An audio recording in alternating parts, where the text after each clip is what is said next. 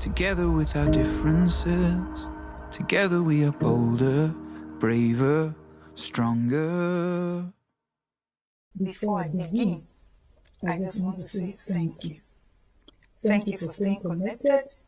Thank you for checking in and for holding space with me even when I took time to heal. Life has a way of reminding us to slow down, and sometimes rest becomes a part of a lesson. But I'm grateful to be back, grateful for you, grateful for this community, and grateful that we're still here having these conversations. Also, I want to share with you that this episode will be our final episode for the year. As we enter into the holiday, holding conversations will take a short pause and we'll return in the new year refreshed and ready to continue these meaningful conversations with you.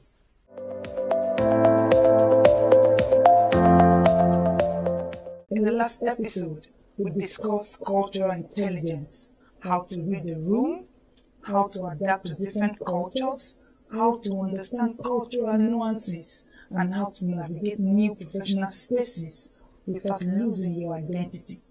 Today, let's talk about building your personal brand. Now let me ask you something intentionally. How do you show up confidently in those spaces? Who are you professionally when you walk into a room when no one knows your story?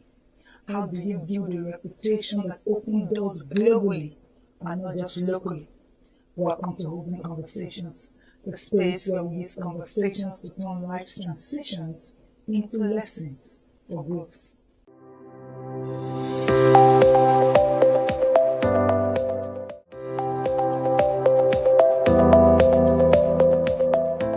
Over the weekend, I attended an art exhibition at the Society for Africans in the Diaspora in the city of Houston. And as I stood in that place, surrounded by art, beautiful music, and intentional expressions, one truth held sway, that your brand speaks before you do.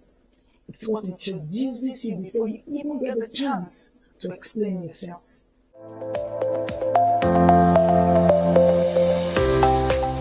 The artist whose work was on display at the Said Institute was Tonye Solomon.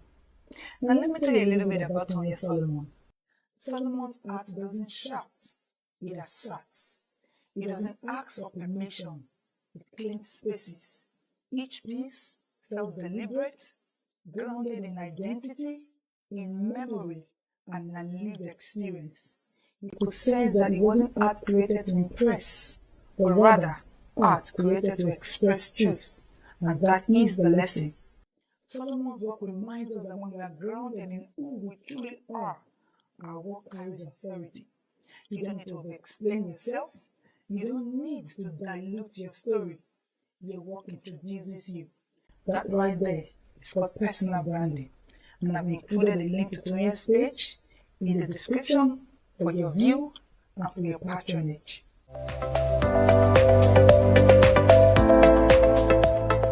Before I get on today's topic, I would love to give a huge shout out to the Said Institute. This is a Houston-based non-cultural and educational organization that is dedicated to amplifying the voices of Africans in diaspora and African Americans through art, literature, education, and community dialogue. One of the signature offerings of the Said Institute is the Said Pan-African Library. It's a cultural space where art, books, performances, and dialogue coexist. It's not just a library. It's a living archive of Africans and Afro-American creativity and thoughts. Said is more than just a venue. It's a reminder that space matters. Environment matters. When people are given the room to fully express themselves, identity becomes power. I'll be featuring the Said Institute more intentionally in an upcoming episode. Why? Because institutions like these are essential to how we learn, how we grow, and how we see ourselves reflected.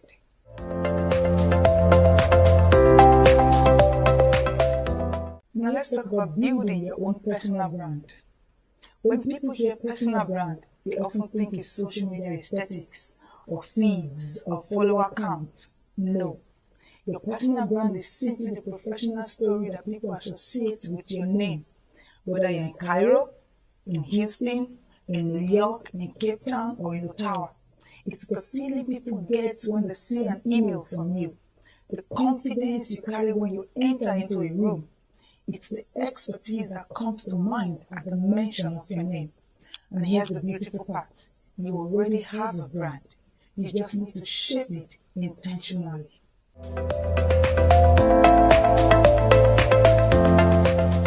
Why does personal brand matter? Personal brand helps you translate your values clearly. It helps you overcome stereotypes and stand out like the expert that you already are. People can argue with your accent, but they can't argue with your expertise. When your brand is clear, the accent becomes a detail and not a disadvantage.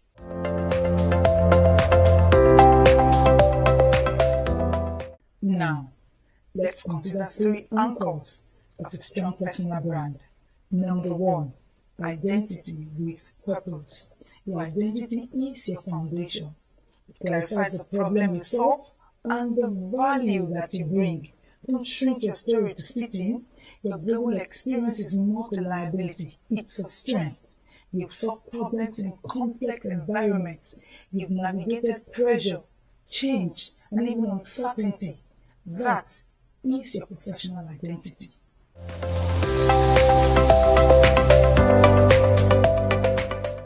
Number 2, the confidence behind your voice. Your voice is not just how you sound, it's the composure behind your words, how you introduce yourself, how you write that email, how you contribute in meetings. People remember clarity, confidence, and competence. Own your voice.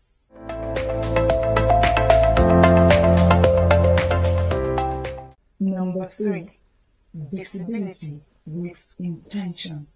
In this digital age, visibility is currency. And that doesn't mean you have to become a content creator. It means showing up consistently where your industry already lives. A thoughtful LinkedIn post, a meaningful comment, an updated portfolio, and please document your wins. Many immigrants downplay their achievement because they've been taught not to boast.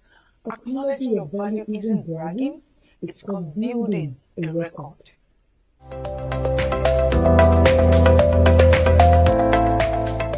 Now here's my call to action.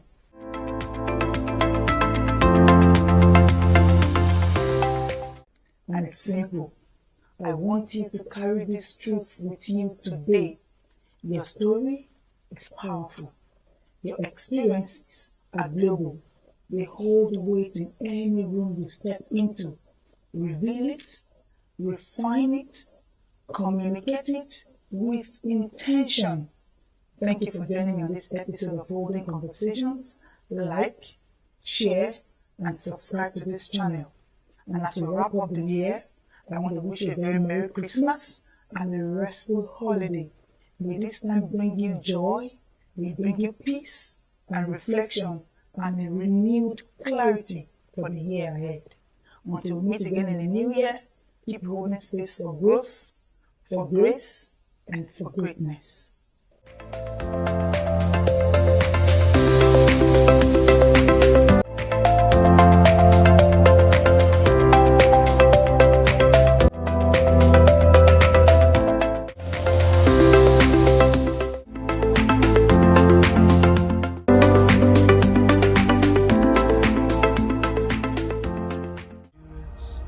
Together with our differences, together we are bolder, braver, stronger.